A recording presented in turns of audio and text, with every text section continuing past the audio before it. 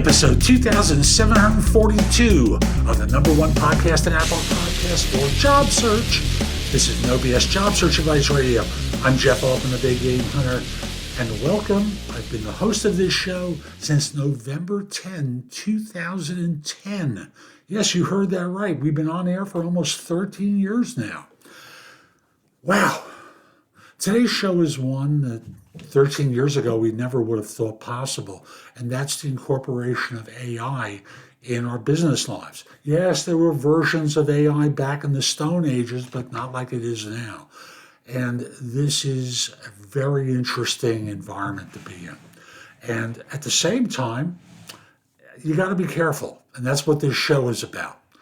Hope you enjoy it. Hope you share it on LinkedIn and elsewhere. It will help other people because Lord knows there are far more people looking for work than the government and the media is really talking about. And to me, they're not considering you, and you matter to me. You don't matter to them. Sorry to put it that bluntly, but it's just what I keep seeing with this nonsense about great economy, lots of jobs. Not if you're college educated. The jobs that are being created are rarely for college-educated professional individuals. It's really for leisure and hospitality, construction, non-college educated positions. Teachers, okay, teachers, absolutely.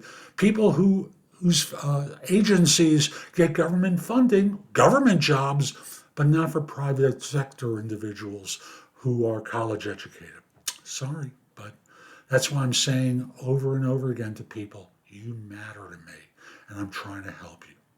And I'll be back in just one moment with advice. Be careful using AI to write your resume and cover letter. I'm Jeff Altman, the Big Game Hunter. People hire me for no BS career advice and job search advice globally because I make the process so much easier for people.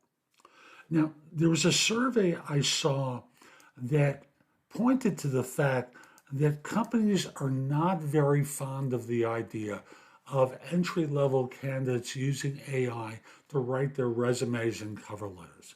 They went so far as to say it's a definite deal breaker.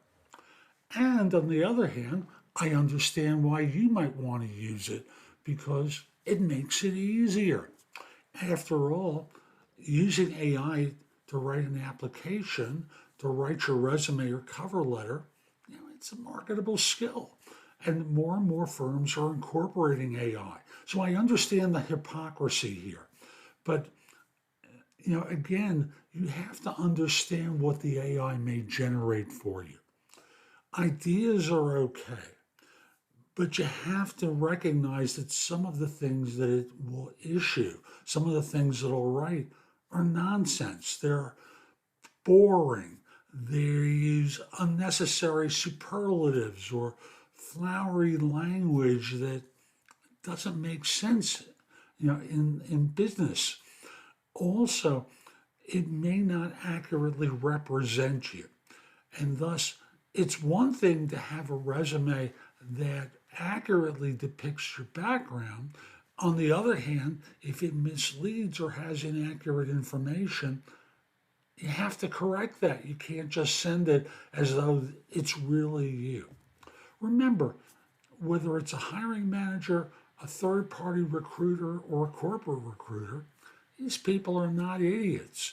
They can spot something that's canned and not personal to them and their organization.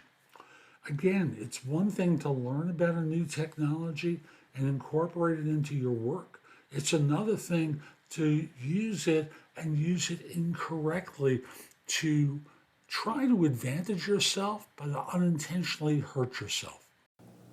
So that's today's show. I hope you find it helpful. And if you did, I want to encourage you to join me at JobSearch.Community. Through January 1st, 2024, I'm giving away insider access to the site as I beef up the content that's in there and on the homepage as well. So join me and go to JobSearch.Community and click the button that says Insider, join, and use the coupon code ALPHA LAUNCH, ALPHA, launch, LAUNCH, and you have free access through January 1, 2024. I answer questions through the site. I want to help you because you matter. Hope you find this helpful, and I'll be back tomorrow with more. Have a terrific day and be great.